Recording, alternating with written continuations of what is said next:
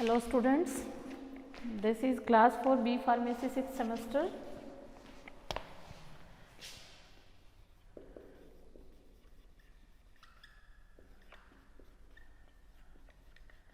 And subject is biopharmaceutics.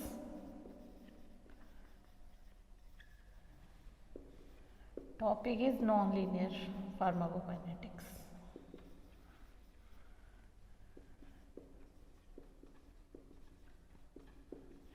Topic क्या रहेगा? Non linear pharmacokinetics.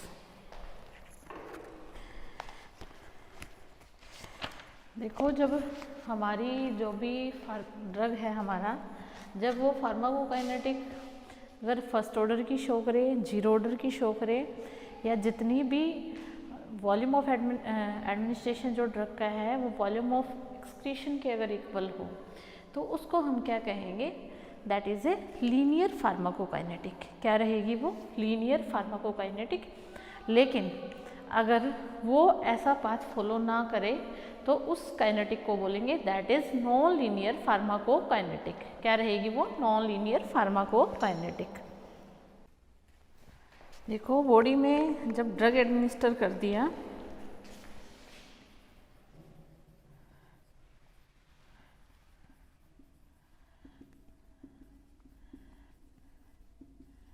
Drug administration कर दिया, उसके बाद क्या रहेगा? Change in plasma drug concentration, change in plasma drug concentration. Plasma की जो ड्रग कंसंट्रेशन है वो चेंज हो जाएगी, किसके कारण? Due to ADME। A stand for absorption, distribution, metabolism and excretion. इसके कारण चेंज हो जाएगी। या फिर excretion is proportional to the drug administration. जैसे कि आपको पहले बताया, एक्सक्रीशन क्या रहेगा? ड्रग एडमिनिस्ट्रेशन के प्रोपोर्शनल रहेगा। ठीक है।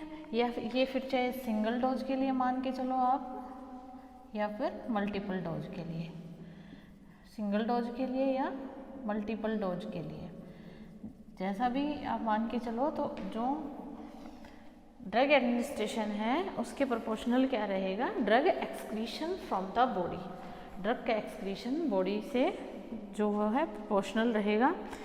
सच केस में क्या होगा? फर्स्ट ऑर्डर और लीनियर काइनेटिक्स फॉलो करते हैं।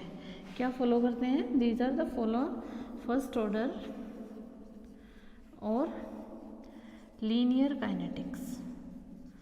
लीनियर काइनेटिक्स ये फॉलो करते हैं फर्स्ट ऑर्डर रिएक्शंस में। ठीक है। और जो सेमी लॉग, अगर हम इनके प्लॉट देखें, when semi log plots are seen, तो क्या रहेगा सिनेरियो?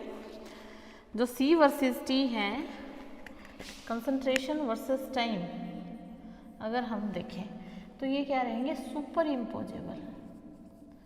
सुपर इम्पोजेबल रहेंगे मल्टीपल डोज के लिए। ठीक है। ये प्रिंसिपल है, this is the principle of superimposition. इसको क्या कहेंगे? This is the principle of super imposition.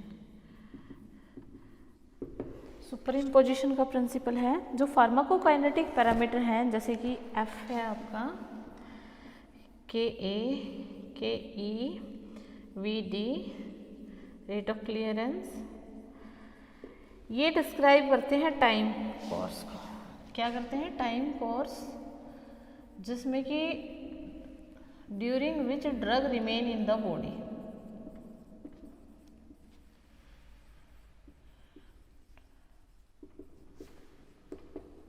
Time course during which drug remain in the body unaffected by the dose. Dose से कोई लेना देना इसका नहीं होता। और उनकी फार्माकोकाइनेटिक क्या रहेगी? Pharmacokinetic is dose dependent. Pharmacokinetic is dose dependent. Pharmacokinetic क्या रहेगी? इसकी डोज डिपेंडेंट रहेगी। कई केसेस में जो रेट ऑफ प्रोसेस है ड्रग की, ADME है, ये डिपेंड करती है कैरियर्स पे। In some cases depend on carriers पे डिपेंड करती है या फिर एंजाइम्स पे डिपेंड करती है। कैरियर्स पे या एंजाइम्स पे डिपेंड करती है जो कि सबस्ट्रेट के लिए स्पेसिफिक होते हैं। जो क्या होते हैं? सबस्ट्रेट के लिए स्पेसिफिक होते हैं,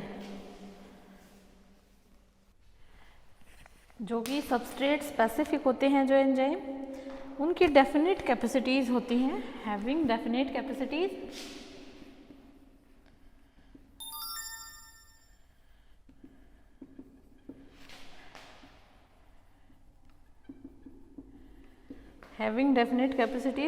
and susceptible to saturation.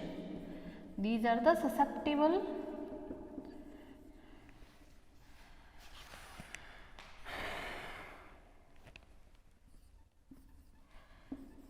to saturation at high dose.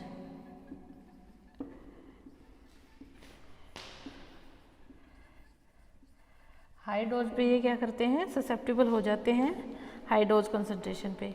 इस केस में जो फर्स्ट ऑर्डर काइनेटिक है, पहले जो फर्स्ट ऑर्डर काइनेटिक्स थी वो ट्रांसफॉर्म हो जाती है mixture of first order and zero order kinetics. First order और जीरो ऑर्डर काइनेटिक्स में ये ट्रांसफॉर्म हो जाती है। जो फार्माकोकाइनेटिक है वो क्या रहेगी? That is dose dependent. Pharmacokinetic is dose dependent, वो रहेगी डोज डिपेंडेंट। और अदर सिनोनियम इसको हम मिक्स्ड ऑर्डर भी बोल सकते हैं। सिनोनियम अगर इसके देखें, मिक्स्ड ऑर्डर, नॉन लीनियर और capacity limited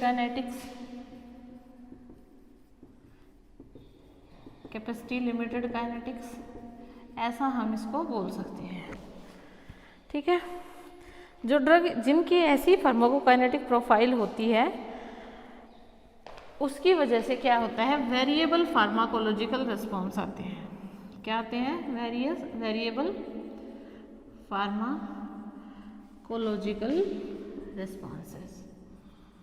variable pharmacological responses आते हैं इन केसेस में।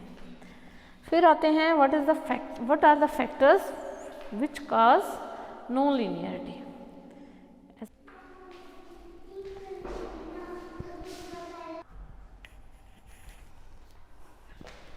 जो फैक्टर हैं जो कॉज करते हैं नॉन लीनियरिटी,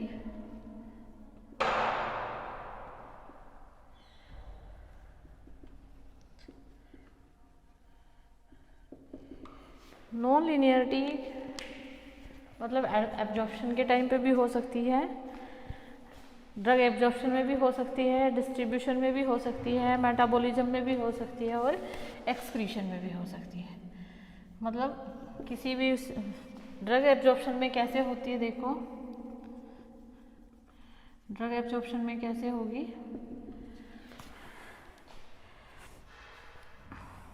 किस रीजन से? व्हेन एब्जॉर्प्शन इज सॉल्युबिलिटी और डिसोल्यूशन रेट लिमिटेड।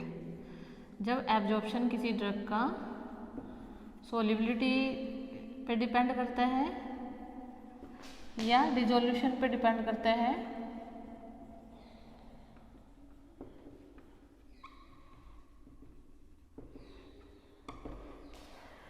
तो हो सकती है। जैसे कि ग्रीसोफुल्विन है, एग्जाम्पल क्या है? ग्रीसोफुल्विन इसका एग्जाम्पल है। हाई डोज पे किया जाएगा इसको एडमिनिस्टर। सेकंड है इसका when absorption involve carrier mediated transport. Absorption involves carrier mediated transport. जब एब्जॉर्प्शन में कैरियर मेडिएटेड ट्रांसपोर्ट की समस्या हो तब ऐसा हो सकता है, जैसे कि राइबोफ्लेविन एक्सकॉर्बिक एसिड के केस में ऐसा रहता है। Riboflavin ascorbic acid, ascorbic acid के केस में ऐसा हो सकता है। व्हेन प्रीसिस्टमिक और गट वॉल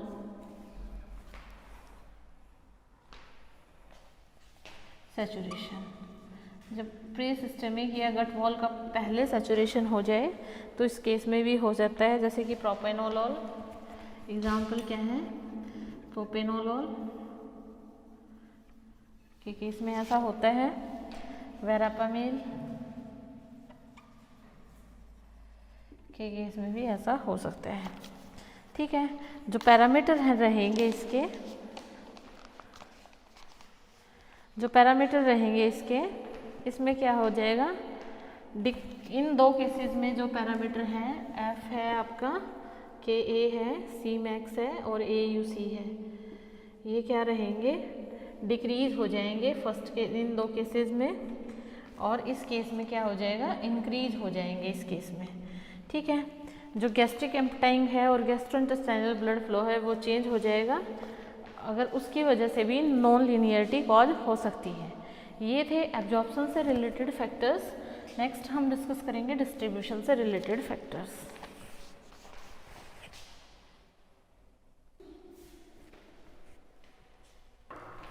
नेक्स्ट है ड्रग डिस्ट्रीब्यूशन।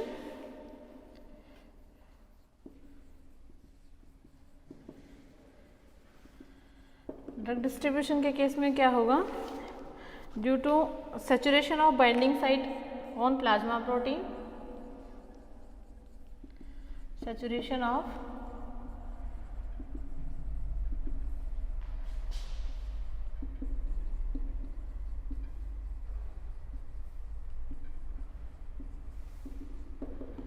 जो बाइंडिंग साइट है प्लाज्मा प्रोटीन पे, उनकी अगर सैचुरेशन हो जाए तो उसकी वजह से ऐसा हो सकता है। एग्जाम्पल है इसके फिनाइल ब्यूटाजोन के केस में ऐसा होता है, और नेप्रॉक्सन। ठीक है, जिसकी वजह से ड्रग कंसंट्रेशन इंक्रीज हो जाती है और अनबाउंड कंसंट्रेशन ज़्यादा हो जाती है ड्रग की। Saturation of tissue at binding sites, saturation of tissues at binding site, binding site पे टिश्यूज की सैचुरेशन हो जाए, जैसे कि थायोपेंटन और फेंटेनाइल, फेंटानिल, इन केस में ऐसा हो सकता है। बोथ केसेस में जो फ्री प्लाज्मा ड्रग कंसंट्रेशन है वो इंक्रीज हो जाती है, वॉल्यूम ऑफ डिस्ट्रीब्यूशन इसके केस में इंक्रीज हो जाता है और इसके केस में डिक्रीज हो जाता है वॉल्यूम ऑफ डिस्ट्रीब्यूशन। जो क्लियरेंस है वो high extraction ratio increase due to saturation of binding sites. फिर आती है ड्रग मेटाबॉलिज्म की बात। फिर आती है drug metabolism.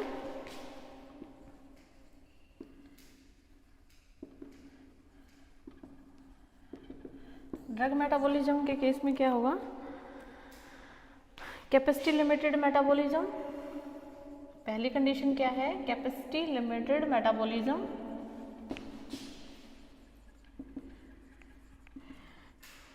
Due to enzyme और क्या फैक्टर सैचुरेशन।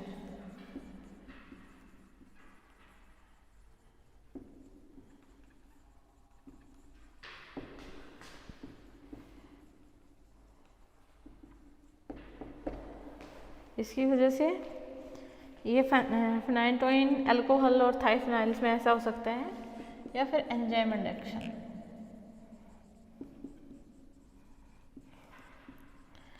इसमें जो पीक प्लाज्मा कंसंट्रेशन है वो डिक्रीज हो जाती है, decrease in peak plasma concentration.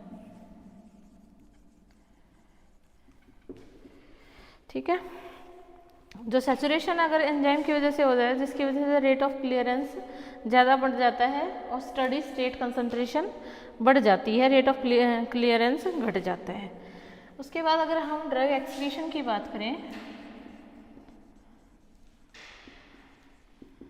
Drug excretion की अगर हम बात करें तो दो एक्टिव प्रोसेस होती है, active tubular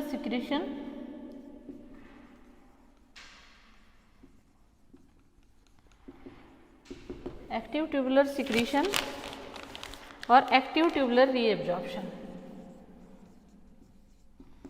active tubular reabsorption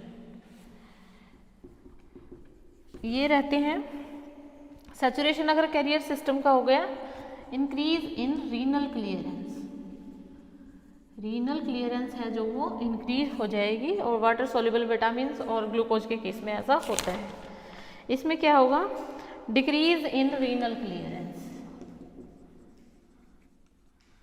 decrease in renal clearance.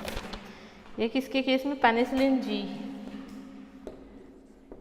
ये सारे हमने डिस्कस किए factor affecting the non linearity. Thank you and have a nice day. कोई प्रॉब्लम हो आप कमेंट सेक्शन में पूछ सकते हैं।